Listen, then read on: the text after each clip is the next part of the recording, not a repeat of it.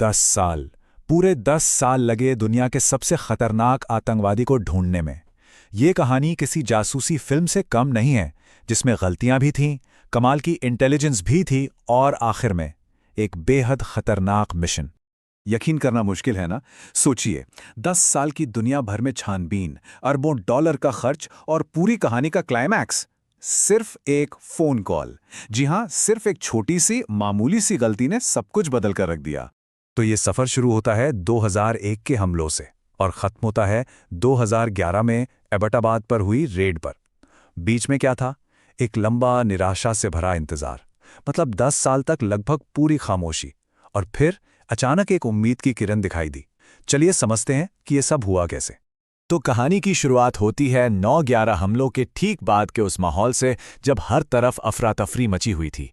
अब देखिए, इस केस में सबसे पहला और सबसे बड़ा सुराग किसी खुफिया जासूस ने नहीं दिया, बल्कि वो मिला एक खोए हुए सूटकेस से। है ना अजीब बात? हुआ ये कि एक हाईजैकर, मोहम्मद अट्टा, उसका बैग कनेक्टिंग फ्लाइट पकड़ ही नहीं पाया और एयरपोर्ट पर ही छूट गया। और जब सीआईए ने उस बैग को खोला तो उनके हाथ मानो खजाना लग गया। उसके अंदर क्या क्या था? अलकायदा के ट्रेनिंग मैनुअल्स, फ्लाइट्स के पूरे प्लान्स, उस आतंकी संगठन से मिले निर्देश, और तो और अट्टा की आखिरी वसीयत भी। बस इसी बैग ने यह साफ कर दिया कि हमलों के पीछे अलकायदा ही है। और यहीं से उसामा बिन लादेन की ऑफिशियल तलाश शुरू हो गई। लेकिन बिन लादेन शुरू में ही हाथ से निकल गया, और उसके बाद शुरू हुआ एक लंबा, थका देने वाला दौर। एक ऐसा दौर जहां हर रास्ता बंद गली में जाकर खत्म हो रहा था। साल 2001 की बात है। अमेरिकी सेना तोरा बोरा की पहाड़ियों में उसे घेरने के बहुत बहुत करीब पहुंच चुकी थी। लेकिन बिन लादेन बहुत शातिर था। उसने सरेंडर करने की बातचीत का नाटक शुरू कर दिया, जिससे बमबारी रुक गई। और बस इसी मौके का फायदा उठा के वो घोड़े पर बैठकर चुपचाप पाकिस्तान निकल भागा। अमेरिका के हाथ से एक बहुत सुनहरा मौका फिसल चुका था। इसके बाद तो कई सालों तक सीआईए ने उसे ढूंढने के लिए क्या कुछ नहीं किया। कभी माचिस की डिब्बियों पर 50 लाख डॉलर के इनाम छपवाए, तो कभी सेलफोन में खुफिया ट्रैकिंग चिप लगाने की कोशिश की। डबल एजेंट्स बनाए, लेकिन कुछ भी काम नहीं आ रहा था। हर कोशिश फेल हो रही थी, और इसकी सबसे बड़ी वजह थी कि बिन लादेन ने डिजिटल दुनिया से खुद को पूरी तरह काट लिया था। कोई फोन नहीं, कोई इंटरनेट नहीं। और फिर एक ऐसी घटना हुई जिसने सीआईए को हिलाकर रख दिया। इसे कैंप चैपमैन हमला कहते हैं।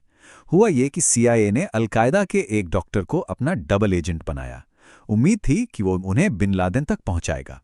उस डॉक्टर ने भी दावा किया कि उसके पास बहुत जरूरी खबर है।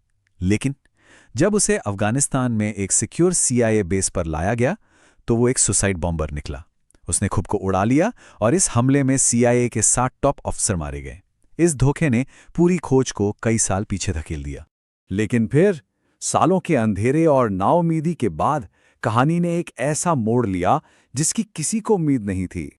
तारीख थी 27 अगस्त 2010।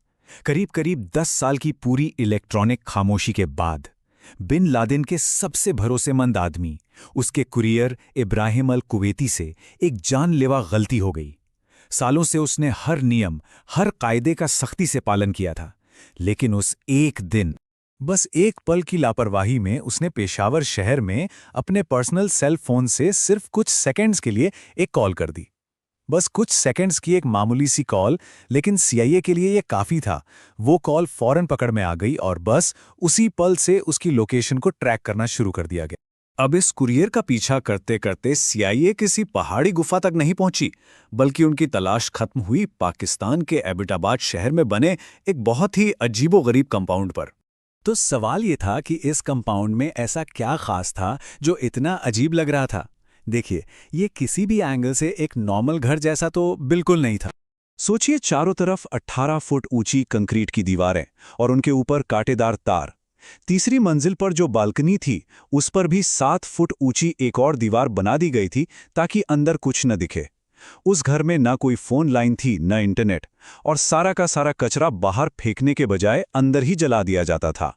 मतलब ये एक घर कम और एक मजबूत किला ज्यादा लग रहा था। सीआईए की सैटेलाइट निगरानी में एक लंबा सा रहस्यमयी आदमी अक्सर कंपाउंड के आंगन में टहलता हुआ दिखता था। एजेंसी ने उसे निकनेम दिया द पेसर। उसकी पहचान तो नहीं हो पा रही थी, तो CIA ने उसकी परछाई के जरिए उसकी हाइट का अंदाज़ा लगाने की कोशिश की। लेकिन नतीजा क्या निकला? हाइट का अंदाज़ा 5 फुट 5 इंच से लेकर 6 फुट 8 इंच के बीच आया। मतलब इससे कन्फ्यूजन और बढ़ गया। अब देखिए, रेड करने से पहले CIA को 100% पक्का सबूत चाहिए था कि बिन लादेन अंदर ही है।